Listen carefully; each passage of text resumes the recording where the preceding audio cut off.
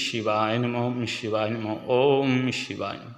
মোৰ শ্ৰদ্ধাৰ অসমবাসী ৰাইজ, বিশেষ মই কেইটামান মনৰ দুখৰ কথা ক'ম আৰু কথাখিনি সকলো ৰাইজে শুনিব। আজি এই দুদিন আগত যিটো মেঘালয়ত ঘটনা ঘটিছে, এই ঘটনাত বহুতেই দুখ পাইছোঁ আমি আৰু বৰ নিন্দাও কৰিছোঁ।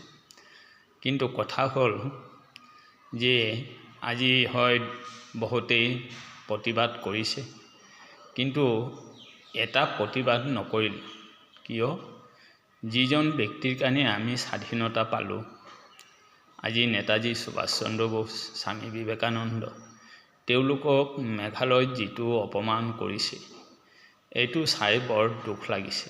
আমি সাধাৰণ ব্যক্তি, মইতো আৰু তাত গৈ একো মাত মাতিব নোৱাৰোঁ, কিন্তু মনৰ দুখত কথাখিনি কৈছোঁ যে দল সংগঠন, সকলো জাতিৰ দল সংগঠন আছে, কিন্তু কোনো দল সংগঠনে এই মাতটো নামাতিলে। মাত্ৰ এজন ব্যক্তি মাতিছে, তেওঁৰ নাম হ'ল সত্যৰঞ্জন বৰা, তেওঁ মাতিছে, আৰু কোনোবা এজন বেংগলীয়ে এই মাতটো মাতিছে, আৰু হিন্দী নিউজত এই মাতটো মাতিছে, আমি পাইছোঁ।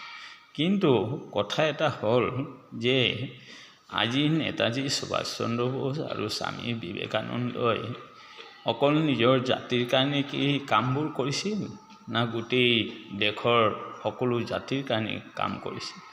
তে সেই মহাপুৰুষ দুজনৰ যে এই অপমান হ'ল, তেওঁলোকৰ কাৰণে কিমান ব্যক্তিয়ে মাত মাতিলে, এইখিনি কৈয়ে মই মনৰ দুখৰ কথাখিনি ক'লোঁ। যদি মোৰ ভুল চুল হয়, অপৰাধ হয়, মোক নিজৰ সন্তান ভাবি ক্ষমা কৰিব। ওম শিৱায় নমঃ, ওম শিৱায় নমঃ, ওম শিৱায় নমঃ, ওম শান্তি।